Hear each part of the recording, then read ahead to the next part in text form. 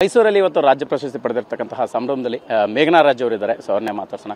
Madam, ಅಂದರೆ ಒಂದು cinema ಮಾಡೋದಲ್ಲ, ಪಾತ್ರ ಮಾಡೋವಂಥದ್ದಲ್ಲ, ಅದಕ್ಕೆ ಸಿಗುವಂತಹ ಪ್ರೋತ್ಸಾಹ, ಪ್ರೇರಣೆ ಬೇರೆ ರೀತಿ ಇದ್ದಾಗ ಮತ್ತೊಂದಿಷ್ಟು ಕಲಾವಿದರಿಗೆ ಸ್ಫೂರ್ತಿ. ಹೇಗೆ ಅನ್ನಿಸ್ತು?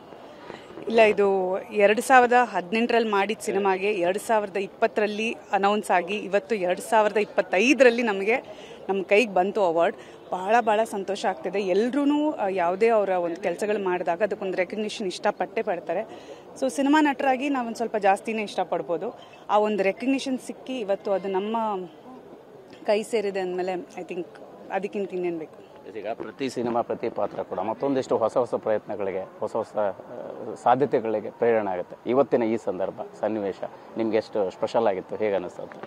ನನಗೆ ಒಂದು ತುಂಬ ಸ್ಪೆಷಲ್ ಏನಕ್ಕೆ ಅಂದರೆ, ನನಗೆ ಮೈಸೂರು ನನ್ನ ಭಾಳ ಇಷ್ಟವಾದಂಥ ಒಂದು ಸಿಟಿ, ಅದು ಎಲ್ರಿಗೂ ಗೊತ್ತು.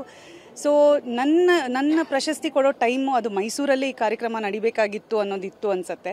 ಸೊ ಮೈಸೂರಿಗೆ ಬಂದು ನಮ್ಮ ಜನದ ಜೊತೆ ನಾನು ಇವತ್ತು ಪ್ರಶಸ್ತಿ ತೊಗೊಂಡಿದ್ದು ಭಾಳ ಸಂತೋಷದ ವಿಷಯ. ಆ್ಯಂಡ್ ಅಫ್ಕೋರ್ಸ್ ನನ್ನ ಮಗ ಬಂದಿದ್ದಾನೆ, ಬಟ್ ಇಲ್ಲಿ ಬಂದಿಲ್ಲ, ಅಲ್ಲಿ ರೂಮಲ್ಲಿದ್ದಾನೆ. ಸೊ ಅವನು ಕರ್ಕೊಂಬರ್ಬೇಕು ಅಂತ ಒಂದು ಆಸೆ ಇತ್ತು, ಬಟ್ ಕಾರಣಾಂತರಗಳಿಂದ ಕರ್ಕೊಂಬರೋಕ್ಕಾಗಲಿಲ್ಲ. ಸೊ ಇವತ್ತು ನನ್ನ ತಂದೆ ತಾಯಿ ಜೊತೆ ಬಂದು ನಾನು ಈ ಪ್ರಶಸ್ತಿನ ಸ್ವೀಕರಿಸಿದ್ದೀನಿ.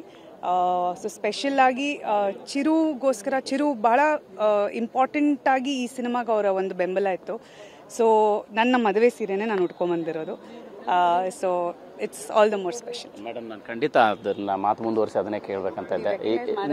ಚಿರು ಅವರ ನೆನಪಲ್ಲಿ ಒಂದಿಷ್ಟು ಮೈಸೂರು ಅಂದ ತಕ್ಷಣ, ಈ ಸಂದರ್ಭ ಅಂದ ತಕ್ಷಣ ನೆನಪಾಗುತ್ತೆ. ವಿಶೇಷವಾಗಿ ಮದುವೆಯ ಸೀರೆನ ಉಟ್ಕೊಂಡು ಅವರ ನೆನಪಲ್ಲಿ ಬಂದಿರುವಂಥದ್ದು ಚಿರು, ಮೈಸೂರು, ಇದೆಲ್ಲ ಹೆಂಗೆ ಕನೆಕ್ಟ್ ಆಗಿ ನೆನಪಾಗುತ್ತೆ? ಇಲ್ಲ, ಮೈಸೂರು ಅಂತ ಹೇಳಿದ ತಕ್ಷಣ ಅಫ್ಕೋರ್ಸ್ ಚಿರುಗೆ ನನಗೆ ಮೈಸೂರು ನಮ್ಮ ಅಪ್ಪಟವಾಗಿ ಭಾಳ ಇಷ್ಟವಾದಂಥ ಒಂದು ಸಿಟಿ.